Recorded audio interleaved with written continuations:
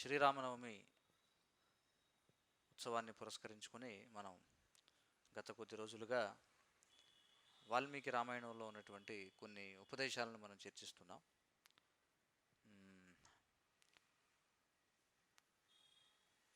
వాల్మీకి రామాయణంలో మనకు ఈ మొత్తం ఈ కావ్యానికి వెన్నుముకలా ఉండేటువంటి శ్రీరాముని యొక్క వృత్తాంతం మాత్రమే కాకుండా మనకు అనేకమైనటువంటి వ్యక్తుల యొక్క స్వభావాల గురించి కూడా మనకి వర్ణన వస్తుందన్నమాట వాల్మీకి రామాయణంలో. అంటే రకరకాల వ్యక్తులు రకరకాలుగా ఎలా వ్యవహరిస్తారనేది మనం వాల్మీకి రామాయణంలో చూడొచ్చు. అయితే ఈరోజు అలాంటివి కొన్ని మనం చర్చించడానికి ప్రయత్నం చేద్దాం. ఇక్కడ అయోధ్యాకాండలో ఎప్పుడైతే దశరథుడు మొట్టమొదట శ్రీరామచంద్రుణ్ణి అయోధ్య ఈ నగరానికి కోశల రాజ్యానికి రాజుగా పట్టాభిషిక్తుడిని చేద్దామనుకుంటాడో ఆ విషయం తెలిసినటువంటి పురజనులందరూ కూడా చాలా కోలాహలంగా ఉత్సవాలు జరుపుకుంటూ ఉంటారు. అది చూసినటువంటి మంథర ఆమె ఎంతో ఈర్ష్య అసూయలను పొందుతుంది. తర్వాత ఈ మంథర ఈ విషయం గురించి తెలియజేద్దామని కైకేయి వద్దకు రావడం, కైకేయి వద్దకు వచ్చి ఆమె ఈ జరుగుతున్నటువంటి అంటే ఈ అయోధ్య నగరంలో జరుగుతున్నటువంటి ఈ ఉత్సవాల గురించి తెలియజేయడం ఇదంతా కూడా చేస్తుంది. వెంటనే మంథర ఏం చేస్తుందంటే ఆమె ఈ శుభవార్త వెంటనే కైకేయి ఏం చేస్తుందంటే ఈ శుభవార్త విన్నందుకు ఆమె మెడలో ఉన్నటువంటి హారాన్ని తీసి మంథరకు ఇస్తుంది. ఇదంతా కూడా ఇప్పుడు అంటే ఈ మంథర యొక్క మాటలు విని కైకేయి చెడిపోకముందన్నమాట. అక్కడి నుంచి ఆ సంభాషణ ఒకసారి చూద్దాం, మంథర ఏ విధంగా మాట్లాడుతుందనే దాని గురించి. రేపు పుష్యమి నక్షత్రపు ఉచ్చస్థితిని పురస్కరించుకుని ఆ శుభముహూర్తాన దశరథ మహారాజు రాముడిని తన రాజసింహాసనమునకు వారసునిగా ప్రకటిస్తున్నారు అని ఆ దాది బదులు పలికింది. అంటే ఇక్కడ జరుగుతున్నటువంటి ఉత్సవాన్ని చూసి మంథర ప్రశ్నిస్తూ ఉందన్నమాట. దానికి ముందు కొంచెం మనం చూస్తే ఊహించని ఈ వార్త మంథర యొక్క ఈర్ష్యాపూరిత హృదయంలో శూలంలా గుచ్చుకుంది. చూడండి, మంథర యొక్క వ్యక్తిత్వం గురించి ఇక్కడ వివరిస్తున్నారు. ఎప్పుడైతే ఈ విధంగా రాముడు పట్టాభిషిక్తుడు అవుతున్నాడని మంథరకు తెలిసిందో ఆమె ఈర్ష్యాపూరిత హృదయంలో శూలంలా గుచ్చుకుంది. మహారాజు తన రాణికి ఏదో వంచన తలపెట్టాడని అనుమానించిన మంథర కైకేయి కోసం బయలుదేరింది.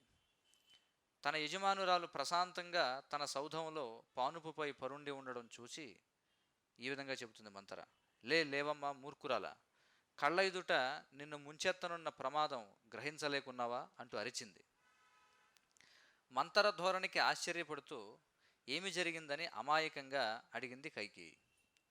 ఏ విషయమునైనా ఒప్పించి మెప్పించగల విధంగా మాట్లాడే కళలో ఆరితేరిన మంథర, చూడండి ఇక్కడ ఏం చెప్తున్నారు, ఏ విషయంలో సరే ఒప్పించి మెప్పించగల విధంగా మాట్లాడే కళలో ఆరితేరి ఉందట మంథర. అంతటా కైకేయికి భర్త పోకడపై అంతిమంగా అనుమానం కలిగే విధంగా చిలువలు పలువులు చేసి చెప్పిందట. ఎలా మాట్లాడుతుంది చూడండి. కైకేయికి శ్రేయోభిలాషలా నటిస్తూ రాముడిని సింహాసనమునకు తన వారసునిగా ప్రతిష్ఠించాలని నీ భర్త పథకములు వేస్తున్న సంగతి నీకు తెలిసే ఉంటుంది. చూడండి చెప్పేటువంటి విధానం ఎలా చెబుతుందో. రాముడిని సింహాసనమునకు తన వారసునిగా ప్రతిష్ఠించాలని నీ భర్త పథకములు వేస్తున్న సంగతి. పథకములు వేస్తున్న సంగతి ఆ మాట వాడిందంటే దీని అర్థం ఏమిటి అంటే నీకు తెలియకుండా ఏదో చేస్తున్నాడు నీ భర్త అని చెప్పేటువంటి ఉద్దేశం అన్నమాట. నీ భర్త ఎంత మోసపూరితంగా వ్యవహరించాడో నీకు తెలియడం లేదా అని అడుగుతుంది. తన గారాల బిడ్డ అయిన రాముడిని రహస్యంగా సింహాసనం ఎక్కించడం కోసం భరతుడిని ఇక్కడ నుండి దూరంగా పంపివేశాడు. చూడండి, జరిగినటువంటి కథనం ఒకటి, దాన్ని తనకి స్వప్రయోజనం కోసం దాన్ని మార్చి చెప్పేటువంటి విధానం అన్నమాట. రాముడు చక్రవర్తి అయినాడంటే ఇక నీ కొడుకు సర్వనాశనమై నీవు నిరాశాసాగరంలో పడిపోవడం ఖాయం. అదీగాక నేను నీ మీద ఆధారపడిన దానిని కావడంతో నీ అదృష్టమే నాది కూడాను. చూడండి ఏం చెప్తుందో. రాముడు ఒకవేళ అతడు మహారాజు అయినాడంటే అప్పుడు ఏమవుతుందట, ఇక నీ కొడుకు సర్వనాశనం అయిపోతాడని చెప్తుంది. నీవు నిరాశా సాగరంలో పడిపోవడం ఖాయం. అదీ కాక అసలు ముఖ్యమైన విషయం ఏంటి ఇక్కడ చూడండి, నేను నీ మీద ఆధారపడిన దానిని కావడంతో నీ అదృష్టమే నాది కూడాను. అంటే నీ దురదృష్టమే నా దురదృష్టం కూడా అవుతుందన్నమాట. కాలం మించిపోక ముందే నా మాట విని బాగుపడు. నీ స్వంత కొడుకు భరతుడిని నిన్ను కాపాడుకోవడం కోసం తక్షణమే జాగ్రత్త పడు అని చెప్పింది. కానీ కైకేయి రాముడు సింహాసనమును అధిష్ఠించనున్నాడని తెలుసుకోవడం నాకు చాలా ఆనందంగా ఉంది అని చెప్తుంది అనమాట. ఇంతటి శుభవార్త ఇచ్చినందుకు నీకు ఏమి కావాలన్నా కోరుకోవచ్చు అని బదులు పలికి అమూల్యమైన ఒక హారాన్ని మంతర చేతిలో పెట్టిందట. చూడండి, ఇప్పటివరకు అంతా బాగానే ఉంది. తర్వాత కానీ మంతర దానిని విసిరి కొట్టి ఆగ్రహంతో ఇలా అన్నది. ఏముంటుందో చూడండి, సర్వనాశనం కాబోతూ ఉంటే నీవు సంతోషం వ్యక్తం చేయడం చూస్తే నాకు దిగ్భ్రాంతిగా ఉంది. చూడండి, నువ్వు సర్వనాశనం కాబోతున్నావు. భరతుడిని ప్రక్కన పెట్టి రాముడిని ఎంపిక చేయడం నీకు గొప్ప అవమానం కలిగించి ఉండాల్సింది. ఎలాంటి అవమానం కలగల, ఆమె ఆనందంగా ఉంది. చూడండి, అంటే ఏ విధంగా చెప్పుడు మాటలు విని మనిషి యొక్క స్వభావం మారిపోవచ్చు అనేటువంటిది మనం చూడొచ్చు. ఇక్కడ ఏముంటుంది, ఇక్కడ భరతుడిని ప్రక్కన పెట్టి రాముడిని ఎంపిక చేయడం నీకు గొప్ప అవమానం కలిగించి ఉండాల్సింది. అసలు ఈ పాటికే నీకు చాలా గొప్ప అవమానం కలిగి ఉండాలి, కానీ నువ్వు ఏమాత్రం అవమానం కలిగినట్టుగా ఆనందంగా ఉన్నావంటే మొత్తానికి నీకు ఏదో తేడా ఉంది. చూడండి, చెప్పేటువంటి విధానం అన్నమాట. దశరథుడికి నీ మీద మహాప్రేమ అని నువ్వు అనుకుంటూ ఉండవచ్చు, కానీ వాస్తవమునకు కౌశల్య మీదనే ఆయనకు మక్కువ అంతా. నీకేమీ అవమానంగా అనిపించడం లేదా? నీవు సంతోషంగా ఉన్నారని అనుకుంటూ ఉండొచ్చు, కానీ బాగుపడేది మాత్రం కౌశల్యే. చూడండి ఎలా మాట్లాడుతుంది. అయితే ఇదంతా ఎందుకు చెప్తున్నానంటే, ఇప్పుడు మంతర చెబుతుంది, తర్వాత ఈ కైకేయి యొక్క మనోభావం మారి ఆమె మంతరని ఏ విధంగా పొగుడుతుందో కూడా చూద్దాం మనం. రాముడు రాజు అయినాడంటే ఇక నీవు కౌశల్యకు దాసిగా పడి ఉండవలసి వస్తుంది. భరతుడేమో రాముడికి బానిస కావలసి వస్తుంది. చూడండి ఏ విధంగా దాన్ని చెప్తుందో, ప్రజెంటేషన్ చేసే విధానం అన్నమాట. ఇలా ద్వేషం నిండిన మంతర మాటలతో కైకేయి హృదయం క్రమంగా విషమయమైపోయిందట. చూడండి, ఎందుకంటే సాంగత్యం కదా, సంగాత్ సంజాయితే కామహ అని చెప్పన్నారు భగవద్గీతలో. కాబట్టి క్రమంగా ఆమె హృదయం విషమయమైపోయిందట. నిజానికి కౌశల్య పట్ల ఆమెకు గల అసూయ పూర్తిగా జాగృతం కావడంతో ఆమె మోము కోపంతో ఇరుపెక్కింది. ఇక్కడ చూడండి, జాగ్రత్తగా పరిశీలించండి ఏమంటున్నారు. నిజానికి కౌశల్య పట్ల ఆమెకు గల అసూయ పూర్తిగా జాగృతం అయిందట. జాగృతం కావడం అంటే దాని అంతరార్థం ఏమిటి? జాగృతం అవుతుంటే అంతటికి ఉందనే కదా లోపల అర్థమవుతుంది కదా. అంటే అప్పటికే కౌశల్య పట్ల అంటే బై డిఫాల్ట్గా ఉందన్నమాట. చూడండి, కాబట్టి భౌతిక ప్రపంచం యొక్క తీరు ఇలాంటిది అనమాట. అంటే ఈ అనర్థాలన్నీ కూడా మన హృదయంలో ఉంటాయి, కానీ దానికి ఏదన్నా కొంచెం వాతావరణం అనుకూలంగా ఉంటే అవి బయటకు వస్తాయన్నమాట. కాబట్టి సహజ స్వభావంగానే ఈ పెద్ద భార్య అయినటువంటి కౌశల్య పట్ల ఈ కైకేయికి కొంత అసూయ అనేది నిద్రాణంగా ఉంది బై డిఫాల్ట్ నిద్రాణంగా ఉంది. కానీ ఎల్లప్పుడూ మంచి సాంగత్యంలో ఉండడం చేత, ఎందుకు ఇలా చెప్తున్నామంటే, మనకి ఈ కామ క్రోధ లోభమోహ మదమత్సర్యాలు అనేటువంటివి ఈ భౌతిక ప్రపంచంలో ప్రతి జీవికి బై డిఫాల్ట్ ఉంటాయన్నమాట హృదయంలో. కానీ మంచి సాంగత్యంలో ఉండడం చేత అవి పైకి రావు, అవి అలాగే అణిగిపోయి ఉంటాయి. కానీ ఎప్పుడైతే వాటికి నీరు పోసి వాటికి చక్కగా సహకరించేటువంటి వాళ్ళ దుస్సాంగత్యం తోడైంది అనుకోండి, అప్పుడు ఏమవుతుందట, అవన్నీ కూడా బయటకు వస్తాయన్నమాట. చూడండి, అందుకే భక్తుల సాంగత్యంలో ఉండాలి. అంటే ఎందుకని సత్సాంగత్యం అనేది ముఖ్యమో చూడండి, ఇక్కడ చాలా చక్కగా చెప్పాడు ఎవరు, వాల్మీకి మహర్షి. పూర్తిగా జాగృతం అయిపోయిందట ఆమెకి కౌశల్య పట్ల ఉన్న అసూయ. ఆమె మోము కోపంతో ఇరుపెక్కిందట. చూడండి, మంతరకు అదే కదా కావాల్సిందే. అంతటా మంతర ఏముంటుందో చూడండి, అంతటా కైకేయి, మంతర బహుశా నీవు చెప్పేది నిజమే అయి ఉంటుంది. ఎలాగైనా సరే రాముడిని అడవులకు పంపివేసి నా స్వంత కుమారుడు సింహాసనం మీద ప్రతిష్ఠించడం జరగాలి. ఇది ఎలా సాధించుకోగలనో కొంచెం చెప్పు అంటూ మంతరకు లోబడిందట. చూడండి, మెల్లగా క్రమంగా ఇప్పుడు లోబడింది. ఇప్పుడు మంతర చెబుతుంది చూడండి. దానవులతో జరిగిన పోరాటంలో దశరథుడు ఇంద్రుడి తరపున పోరాడిన వృత్తాంతమును గుర్తు చేసింది. పూర్వం ఇప్పుడు జరిగింది ఈ విషయం. దశరథుడు ఏం చేశాడంటే ఇంద్రుడి తరపున పోరాడాడట. శంభరుడు ఎన్నో రకముల మాయలు తెలిసిన జిత్తులమారి కావడంతో అతనితో పోరాడడానికి దేవతలు భయపడుతుండేవారు. ఒకసారి దానవులు దేవతలను తీవ్రంగా నష్టపరిచిన మీదట దశరథుడు వారి రాజధాని అయిన వైజయంతపురం మీద దాడికి నాయకత్వం వహించాడు. ఎంత వీరోచితంగా పోరాడినప్పటికీ దశరథుడు ఆ యుద్ధంలో తీవ్రంగా గాయాలు పాలయ్యాడు. ఉం? ఉం. తీవ్రంగా గాయపడి స్పృహ కోల్పోయాడు. అంతటా కైకేయి ఆయనను యుద్ధరంగం నుండి తప్పించి ఆయన ప్రాణమును కాపాడింది. ఇది కైకేయి చేసినటువంటి సహాయం ఎవరికి? దశరథుడికి. అనంతమైన కృతజ్ఞతాభావంతో దశరథ మహారాజు కైకేయికి 2 వరములు ఇస్తానని చెప్పాడు. అయితే అవసరం వచ్చినప్పుడు వాటిని అడుగుతానని కైకేయి బదులిచ్చింది. ఇది పూర్వం జరిగిన వృత్తాంతం. ఆ విషయమును గుర్తు చేసి మంతర ఇలా అంది. ఏమంటుంది? ఆయన వాగ్దానం చేసిన వరములను అడగవలసిన సమయం ఇదే. ఒక వరమునకు గాను భరతుడిని సింహాసనం మీద ప్రతిష్ఠించమని అడుగు. మరో వరంగా రాముడిని 14 సంవత్సరాల పాటు అడవులకు పంపమని కోరు. చూడండి, 2 వరాలు ఆ విధంగా ఉపయోగించుకో. రాముడు లేకపోవడంతో భరతుడికి పౌరులలో జనాదరణ సాధించుకునే వీలు చిక్కుతుంది. అప్పుడు అసలైన హక్కు కలిగిన పాలకునిగా అతని స్థానం పదిలమవుతుంది. చూడండి ఆలోచన. ఎప్పుడైతే ఈ 2 వరాలు ఉపయోగించుకుంటావు రాముడు వెళ్ళిపోతాడు. అప్పుడు భరతుడు క్రమంగా జనంలో, చూడండి రాముడికి అప్పటికే జనాదరణ ఉంది. ఎందుకంటే సహజంగానే రాముడు భగవంతుడు, అందుచేత ప్రతి జీవికి కూడా ఆయన పట్ల సహజమైనటువంటి ఆకర్షణ అనేది ఉంటుంది. కానీ ఇక్కడ ఏం చెప్తుందంటే రాముడు లేకపోతే భరతుడు ఏదో రకంగా ప్రయత్నం చేసి పౌరులలో జనాదరణ సాధించుకునే వీలు చిక్కుతుంది అని చెప్పింది. అటుపైన మంతర కైకేయికి ఇంకా ఇలా సూచనలు ఇచ్చిందట. ఏమని చెప్తుంది చూడండి, ఎలా సాధించుకోవాలి అంటే, నీవు కోపగృహమునకు వెళ్ళి నీ విలువైన ఆభరణములను, ఈ రాణిత్వపు అలంకరణలను విసిరికొట్టి మాసిన పాత బట్టలు కట్టుకుని కటిక నేల మీద పడుకుని ఉండు. చూడండి, అంటే ఆ రోజుల్లో రాజసౌధాల్లో కోపగృహం అనేది కూడా ఉండేదన్నమాట. ఎవరికైనా కోపం వస్తే అందులో కూర్చున్నారనుకోండి, ఓహో అందులో ఉన్నాడంటే వీడికి ఏదో కోపం వచ్చింది ఏమిటో తెలుసుకోవాలి. చూడండి అలా ఉండేది పరిస్థితి. కాబట్టి నువ్వేం చేయాలి? ఆ కోపగృహానికి వెళ్ళి నీ విలువైన ఆభరణాలు, రాణిత్వపు అలంకరణల్ని కూడా విసిరి కొట్టేసి మాసిన పాత బట్టలు కట్టుకొని కటిక నేల మీద పడుకుని ఉండు. దశరథ మహారాజు నిన్ను చూడడానికి వచ్చినప్పుడు మొదట్లో ఏమీ మాట్లాడకుండా మౌనంగా ఉండు. చూడండి, అంతా కూడా శిక్షణ ఇస్తుందన్నమాట. కానీ ఏమీ ఆందోళన చెందకు. ఆయనకు నీ మీద విపరీతమైన మోహం కనుక నీవు అసంతుష్టిగా ఉంటే చూసి భరించలేడు. నిన్ను శాంతింపజేయడం కోసం దేనికైనా సిద్ధపడతాడు. అయితే నీ మనోవాంఛితమును దృఢంగా మనస్సులోనే దాచి ఉంచుకో. చూడండి ఏం చెప్తుందో. ఆయన బతిమలాడతాడు, ఏమిటో చెప్పు ఏమిటో చెప్పు అని అడుగుతాడు. కానీ నువ్వు మాత్రం నోరు తెరిచి చెప్పొద్దు. అయినా సరే నీ మనోవాంఛితమును దృఢంగా మనసులోనే దాచి ఉంచుకో అని చెప్పి ఉంటుంది.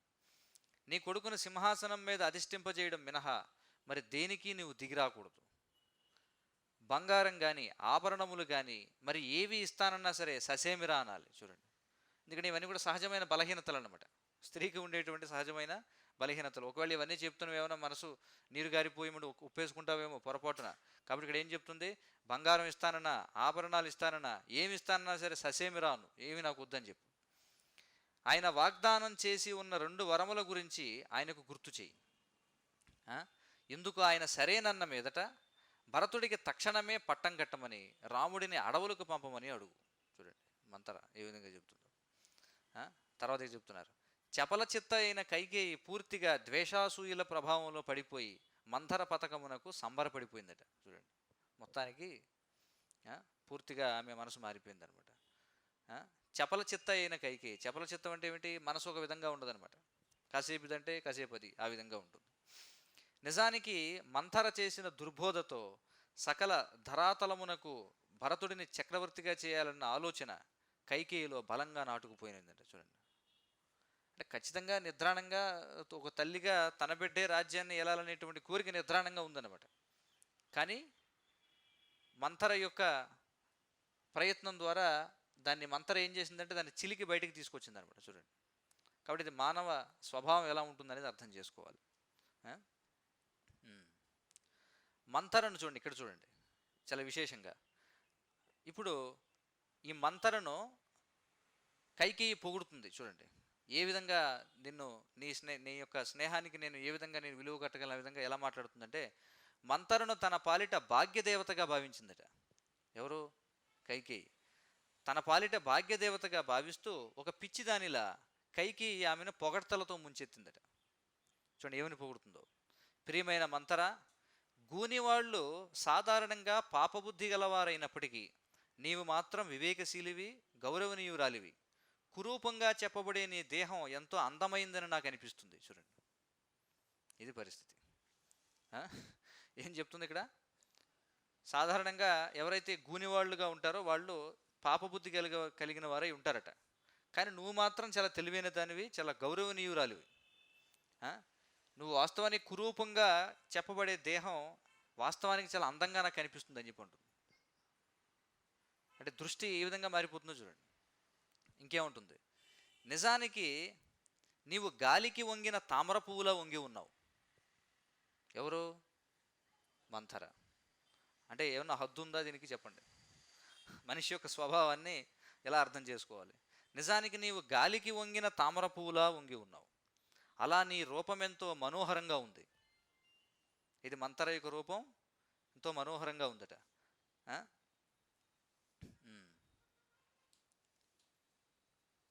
ఇంకా చూడండి ఏమి పొగుడుతుంది.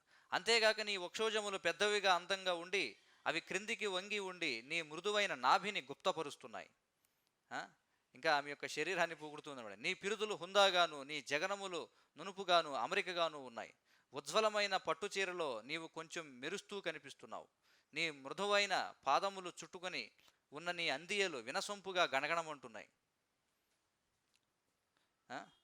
రథచక్రపు నడిమి భాగమంత పెద్దదిగా ఉన్న నీ గూను వంపులోనే నీ రాజకీయ చాతుర్యపు విజ్ఞానమంతా దాగి ఉన్నట్లుంది. ఏమంటుంది చూడండి. రథచక్రపు నడిమి భాగం అంతా, చక్రం ఉంటుంది కదా రథచక్రం, దాని యొక్క నడిమి భాగం ఏదైతే ఉందో నడిమి భాగం అంత పెద్దదిగా ఉన్న నీ గూను వంపు చూడండి ఎలా పోల్చిందో. అంటే వంగడం అనేది ఎలా ఉందంటే అంటే రథచక్రం ఎలా ఉంటుంది మధ్యలో, ఆ విధంగా వంగి ఉందట. కానీ ఆ వంపులోనే నీ రాజకీయ చాతుర్యపు విజ్ఞానమంతా దాగి ఉన్నట్టుంది అని చెప్పి అంటుంది. నా ప్రియమైన మంథర, భరతుడిని రాజవారసునిగా ప్రతిష్ఠించినప్పుడు నీ గూను వంపును స్వచ్ఛమైన బంగారు గొలుసుతో అలంకరిస్తాను.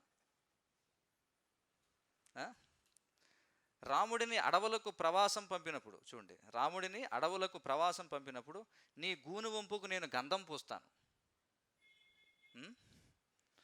ఓ మంథర, నీకు మహాద్భుతమైన దుస్తులను ఆభరణములను బహూకరించి ఇతర గూని స్త్రీలందరినీ నీ దాసీలుగా చేసి వారి చేత నీ కాళ్ళు ఒత్తిస్తాను అంటూ ఏమేమో పలికిందట. పిచ్చి పిచ్చిగా ఏదేదో మాట్లాడుతూ ఉందట. చూడండి. కాబట్టి ఎందుకు చదువుతున్నామంటే మనస్తత్వం అనేటువంటిది ఎలా ఉంటుంది అనే దాని గురించి ఒక ఉదాహరణ అనమాట. సో ఇది ఒక మెంటాలిటీ, ఒక వ్యక్తిత్వాన్ని మనం చూసాం. అంటే మనిషి అవసరంలో ఉన్నప్పుడు, అంటే పూర్తిగా మోహానికి గురైనప్పుడు, వివేకం అనేది కప్పబడిపోయినప్పుడు ఏ విధంగా వ్యవహరించే అవకాశం ఉందనే దానికి ఇది ఒక చక్కటి ఉదాహరణ. ఆ తరువాత మళ్ళీ ఇక దశరథుని యొక్క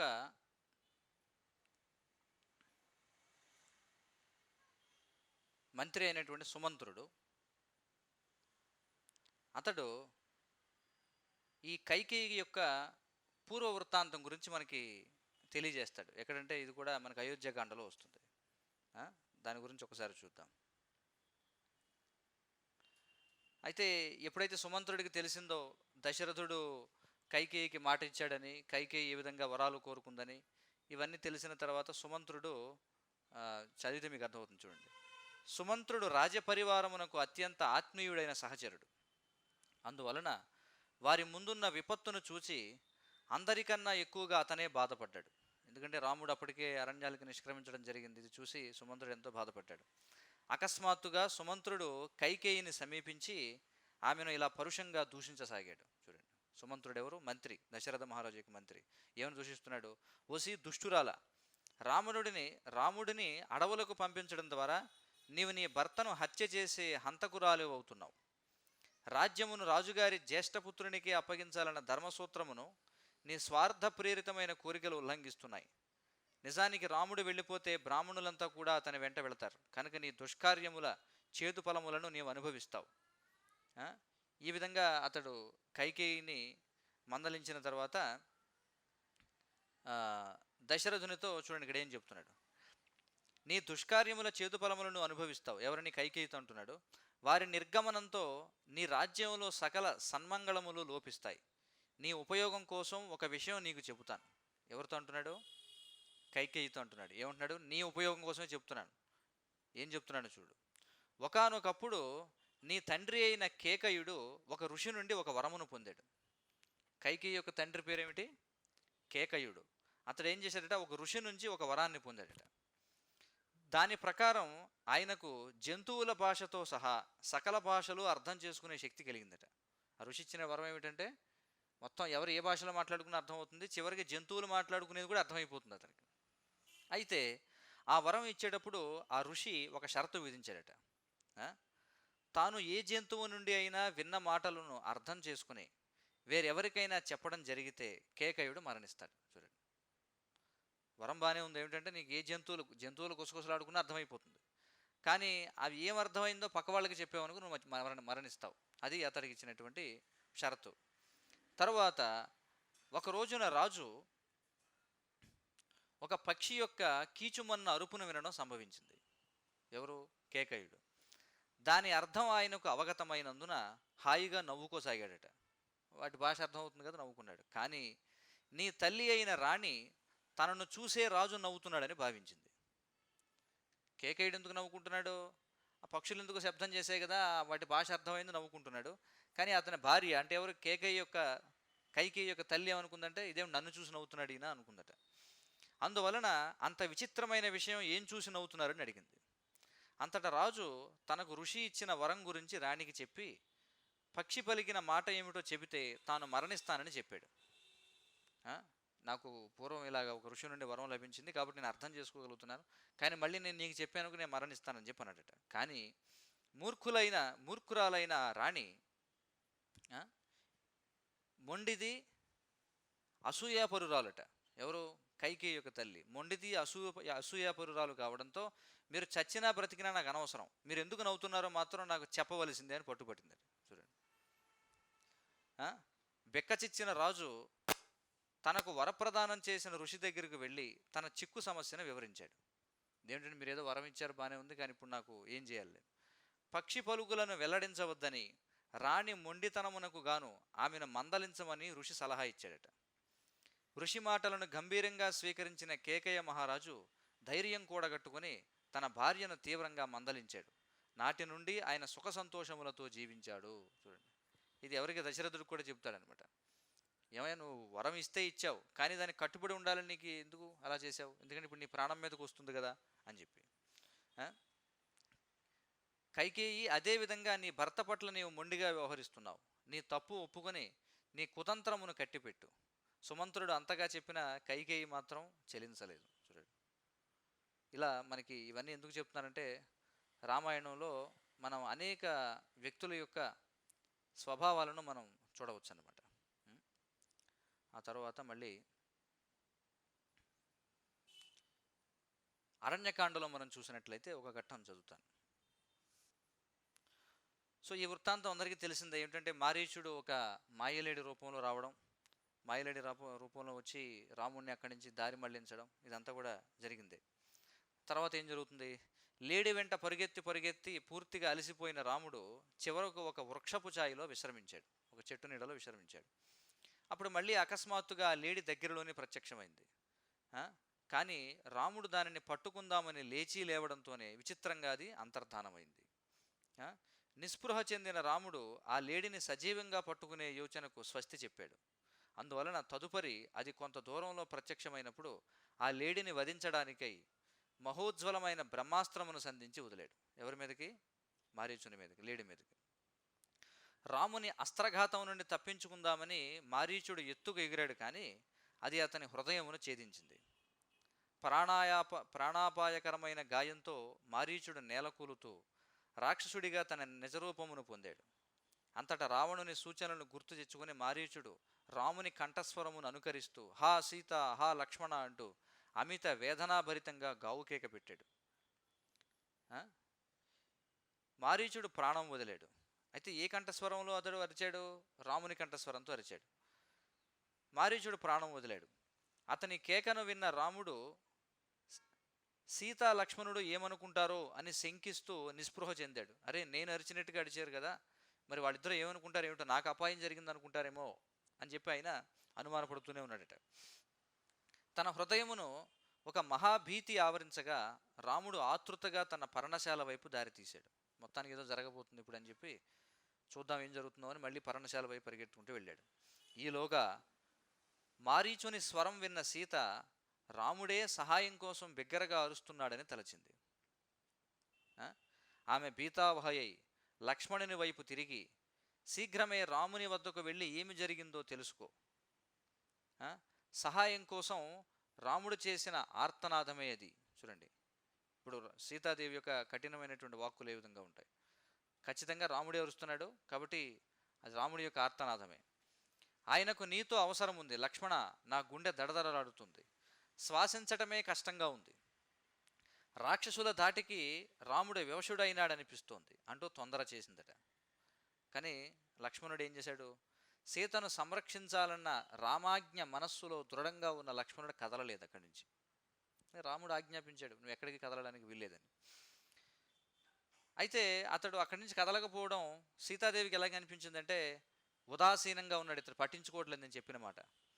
ఉదాసీనంగా కనిపిస్తున్న అతని వైఖరి సీతను మరింత ఆందోళనకు గురిచేసి లక్ష్మణుడిని ఆమె పరుషవాక్కులతో నిందించేలా చేసిందనమాట. చూడండి, లక్ష్మణుడు ఎందుకు వెళ్ళడం లేదు అక్కడి నుంచి అంటే, మరి రాముడు ఆజ్ఞాపించాడు కాబట్టి కదలడం లేదు. కానీ సీతాదేవి అతన్ని మందలిస్తుంది. చూడండి ఏమని మందలిస్తుందో. ఊరికే ఇక్కడ నిలబెడతావు ఎందుకు? నీకు రాముడు మరణించాలనుందా? నీవు నీ అన్నకు మిత్రుని రూపంలో దాగి ఉన్న శత్రువు మాత్రమేనని ఇప్పుడు రుజువైంది. చూడండి, చాలా స్వల్పకాలం అంతే కదా, పెద్ద సమయం కూడా గడవలా. కానీ వెంటనే ఆమె ఏ విధంగా ప్రతిస్పందించిందో చూడండి. అంటే సీతాదేవి ఆమె ఎవరు? స్వయంగా లక్ష్మీదేవి. అయినప్పటికీ కూడా భగవంతుడు ఈ విధంగా భూమిపై అవతరించినప్పుడు సాధారణ మానవుల యొక్క ప్రవర్తన ఎలా ఉంటుందనేది కూడా మనం చూడొచ్చు అన్నమాట. అంటే ఇప్పుడు అత్యవసర స్థితి, ఎమర్జెన్సీ సిచ్యువేషన్స్ వచ్చినప్పుడు మనిషి ఏ విధంగా అనుమానిస్తాడు ఇతర మనుషులపై. చూడండి, ఇలాంటివన్నీ మన దైనందిన జీవితంలో మనం ఎదుర్కొంటూ ఉంటాం. కాబట్టి సీతాదేవి చూడండి ఏముంటుందో. ఇక్కడ నిలబెడతావు ఎందుకు ఊరికే అంటే, నీవు రాముడు మరణించాలని కోరుకుంటున్నావా? లక్ష్మణుడు ఆ విధంగా కోరుకుంటాడా ఎప్పుడైనా? లేదు. నీవు నీ అన్నకు మిత్రుని రూపంలో దాగి ఉన్న శత్రువు మాత్రమేనని ఇప్పుడు రుజువైందని చెప్పి అంటుంది. నన్ను నీ ఇష్టం వచ్చినట్లు అనుభవించగలగడానికి గాను రాముని మరణమును నీవు కోరుకుంటున్నావు అనుకుంటాను. చూడండి, కాకుంటే ఆయన రక్షణ కోసం నీవు తప్పక పరిగెత్తి ఉండేవాడివి. లేకపోతే ఏ ఉద్దేశం ఏంటి? ఇక్కడ ఎందుకు నుంచున్నావు నువ్వు? అక్కడ రాముడు అరుస్తున్నాడు కదా. చూడండి ఆమె ఉంటుంది. శీఘ్రమే వెళ్ళు లక్ష్మణ, నా భర్త విపత్తులో చిక్కుకుని ఉండగా నేను ఇక్కడ సజీవంగా సురక్షితంగా ఉండి ప్రయోజనం ఏమిటి అని చెప్పింది. చూడండి ఎంత పరుషమైనటువంటి వాక్కులు. సీత వెక్కి వెక్కి ఏడుస్తూ భయంతో కంపిస్తుండగా లక్ష్మణుడు నిగ్రహించుకోవడానికి ప్రయత్నించుకున్నాడు. చూడండి, సీత వెక్కి వెక్కి ఏడుస్తూ భయంతో కంపిస్తుండగా లక్ష్మణుడు ఈ విధంగా చెబుతున్నాడు సీతాదేవితోటి. ఏమని? నిగ్రహించుకోవడానికి ప్రయత్నించు, రాముడిని ఎవరు కానీ హాని చేయలేరని విశ్వసించు. రాముడికి ఎవరు నష్టపరం చేస్తారు? ఎవరూ చేయలేరు. రాక్షసులు కానీ ఇంద్రుడు కానీ దేవతలందరూ కలిసి అయినా కానీ ఆయనకు హాని చేయలేరు. నీవు విన్న కంఠస్వరం మనను భయపెట్టడం కోసం మారీచుడు పన్నిన కుతంత్రమని నాకు గట్టి నమ్మకం కలిగింది. అది వాస్తవమే కదా, జరిగింది అది. నిన్ను సంరక్షిస్తూ ఉండమని రాముడు నాకు ఆజ్ఞ ఇచ్చాడు. అందువలన నేను ఇక్కడనే ఉండి ఆయన ఆజ్ఞను తలదాల్చక తప్పదు. ఆయన చెప్పారు కాబట్టి నేను ఇక్కడే ఉంటాను, రామాజ్ఞ అంతే, ఇక్కడే ఉంటాను నేను అని బదులిచ్చాడు. చూడండి, సీత ఈసారి ఉద్విగ్నతతో దాదాపుగా చిత్త విభ్రమమును పొందింది. చూడండి, ఇంకా ఆమె బాధ ఎక్కువైపోతుంది. అంటే ఆమె ఏం మాట్లాడుతుందో ఆమెకి అర్థం కావట్లేదు అనమాట. లక్ష్మణుని మాటలు ఆమె కోపమును మరింత పెంచుటకు తోడ్పడ్డాయి. క్రోధారుణ నేత్రములతో అంటే ఎర్రటి నేత్రములతో సీత ఇలా పలికిందట. చూడండి, సీత ఇలా ప్రలాపించింది అని చెప్పి అంటున్నారు. ప్రలాపము అంటే ఎవరు? చూడండి, మాట్లాడడంలో కూడా అనేక విధానాలు ఉంటాయి. ప్రలాపము అంటే ఏమిటంటే ఇష్టం వచ్చినట్టుగా మాట్లాడడం అనమాట. అంటే ఏం మాట్లాడుతున్నారో అర్థం కాకుండా మాట్లాడి దాన్ని ప్రలాపం అంటాం. వ్యర్థ ప్రలాపనలు ఆపు అని చెప్పి అంటారు కదా, ఇష్టం వచ్చినట్టుగా మాట్లాడుతున్నావు అని చెప్పి. ఇప్పుడు చూడండి, సీత ఇలా ప్రలాపించింది. ఏమంటుంది? లజ్జాహీనుడవైన దుష్టుడా. చూడండి, ఎవరిని? లక్ష్మణుడిని. లక్ష్మణుడు ఎప్పుడైనా ఊహించి ఉంటాడా? దాదాపుగా ప్రాణాలు పోయి ఉంటాయి లక్ష్మణుడికి. లజ్జాహీనుడవైన దుష్టుడా, రాముడి దురదృష్టమునకు బాగా ఆనందిస్తున్నావు అనుకుంటున్నాను నేను. చూడండి, అంటే రాముడు ఈ విధంగా ఉన్నందుకు నువ్వు చాలా ఆనందంగా ఉన్నట్టుగా ఉంది నీకు. లేకుంటే అంత నిర్లక్ష్యంగా ఎలా మాట్లాడతావు? నీవు నీ అగ్రజుడికి అనుకువగల సేవకుని మాదిరిగా నటిస్తూ వచ్చావు. చూడండి, అంటే అవకాశం కోసం నువ్వు ఎదురు చూస్తున్నావు అనమాట. రాముడిని చంపి నాతో నీ కామవాంఛలు తీర్చుకునే అవకాశం కోసం వేచి ఉండడమే నీవు రాముని వెంట అరణ్యములకు రావడానికి అసలైన కారణం. ఇంకా పూర్తిగా లక్ష్మణుడు తన అస్తిత్వాన్ని వదిలేసేటువంటి పరిస్థితిగా చెప్పుకోవచ్చు. చూడండి, ఆ? నీవు బహుశా భరతుడి ప్రతినిధివై ఉంటావు. ఏదైనప్పటికీ నీవు నీ పాపభూయిష్టమైన వాంఛలను ఎన్నటికీ నెరవేర్చుకోలేవు. అరవింద దళాయతాక్షుడైన రాముని పత్నిగా ఉండిన మీదట నిన్ను అంగీకరిస్తానని నిజంగా అనుకుంటున్నావా? అంతకంటే మరణించడానికే నేను ఇష్టపడతాను. నిజానికి రాముడు లేనిదే నేను ఒక్క క్షణమైనా జీవించడమును భరించలేను. చూడండి, అందుకే చెప్తారు ఆచార్యులు ఏమంటారంటే, నిజంగా రామాయణం చదివితే దుఃఖించిన వాడు ఉండడట. చూడండి, అర్థమవుతుంది కదా, ప్రతి ఒక్కరు కూడా చదివి తీరాల్సినటువంటిది. సీత మాటలు నిశిత శరముల వలె లక్ష్మణుని హృదయమును ఛేదించాయి. చూడండి, చాలా బదునైనటువంటి బాణాలు గుచ్చుకున్నట్టుగా గుచ్చుకున్నాయట. ఎవరికి? లక్ష్మణుడికి. భీతిల్లిన లక్ష్మణుడు చేతులు జోడించి ఇలా మాట్లాడుతున్నాడు. ఓ మిథిలా రాజకుమారి, నీవు నాకు ఒక దేవత వంటి దానవు. అందువలన నేను పరుషంగా బదులివ్వలేను. నువ్వు నా పట్ల పరుషంగా మాట్లాడవచ్చు, కానీ నేను పరుషంగా బదులివ్వలేను. స్నేహితుల మధ్య, చూడండి ఆయన చెప్తున్నాడు, ఎనాలిసిస్ అనమాట, లక్ష్మణుడు ఎనాలిసిస్. ఏమంటున్నాడు? స్నేహితుల మధ్య గొడవలను విభేదములను సృష్టించడం స్త్రీల స్వభావం అని నాకు తెలుసు. చూడండి, నిజానికి స్త్రీలు చపల చిత్తులు కఠిన హృదయములు కనుకనే ఏదేని ఒక కోరిక తమను ఆవేశించినప్పుడు వారు నీతికి సంబంధించిన భావనకు పూర్తిగా తిలోదకాలిస్తారు. చూడండి ఏమంటున్నాడు. ఓ జనకరాజ తనయ, నీవు నన్ను ఈటెల వంటి మాటలతో పొడిచావు కనుక నీవు కోరినట్లే రాముని వద్దకు వెళుతున్నాను. కానీ ఏదో విపత్తు ముంచుకురానున్నట్లు సూచిస్తూ నాకు దుశ్శకునములు గోచరిస్తున్నందువలన నేను రామునితో తిరిగి వచ్చేసరికి మాకింక నీవిక్కడ కనిపించవేమో అని భయపడుతున్నాను అని సమాధానం ఇచ్చాడు. చూడండి లక్ష్మణుడు. అతడు ఆలోచన నిజమే. తిరిగి వచ్చేటప్పటికి మళ్ళీ సీతాదేవి ఉంటుందా? అక్కడ ఉండదు. చూడండి, సీత విపరీతమైన ఆందోళనతో ఇలా మాట్లాడుతుందట. రాముడు వధించబడితే నేను పర్వత శిఖరం మీద నుండి దూకడమో, నీటిలో మునగడమో, లేక విషం తీసుకోవడమో చేస్తాను. పరపురుషుడి చేత స్పర్శించబడడం కంటే మరణించడానికే నేను ఇష్టపడతాను అని చెప్పింది. సీత యొక్క పరుషవచనములతో క్రోధం జ్వలించగా లక్ష్మణుడు తన విధి నిర్వహణకు రాముడిని చూడాలన్న అంతరంగికమైన కోరికకు మధ్య అడకత్తెరలో పోకచెక్కలా నలిగిపోసాగాడు. చూడండి, అడకత్తెరలో పోకచెక్క అంటే ఏమిటి? పోకచెక్కలంటే ఒక్క తయారు చేస్తారు కదా, దాన్ని పోకచెక్క అంటారు. దాన్ని రెండుగా విడదీయడం కోసం అడ్డకత్తెరలో పెడతారనమాట. చేస్తే రెండు బద్దలు అవుతుంది అది. కాబట్టి ఇక్కడ ఎలా ఉంది ఇప్పుడు పరిస్థితి?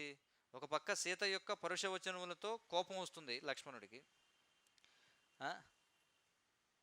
ఆ విధంగా తన విధి నిర్వహణ కంటే రాముడు చెప్పాడు కాబట్టి ఇక్కడే ఉండాలా, లేకపోతే రాముడిని చూడాలన్న నా కోరిక ఏదైతుందో దానిని అనుసరించాలా? నలిగిపోతున్నాడు అనమాట.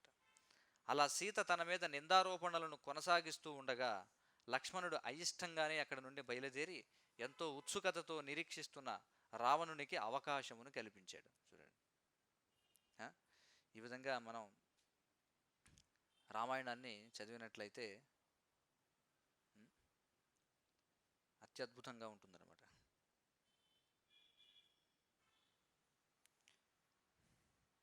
హరే కృష్ణ. ఈ విధంగా మనం చర్చించుకుంటూ పోతే అనంతంగా మనం చర్చించవచ్చు. కాబట్టి అన్నిటికంటే శ్రేష్టమైన విధానం ఏంటంటే ప్రతి ఒక్కరు కూడా రామాయణం చదవడం. కాబట్టి నేను ఏవైతే చెబుతున్నానో అవి అక్కడక్కడ కొన్ని సన్నివేశాలు మాత్రమే నేను చెప్పడం జరుగుతుంది. దయచేసి ప్రతి ఒక్కరు కూడా నేను చదివినవన్నీ కూడా ఈ వాల్మీకి రామాయణం అనేటువంటి గ్రంథంలోనివే.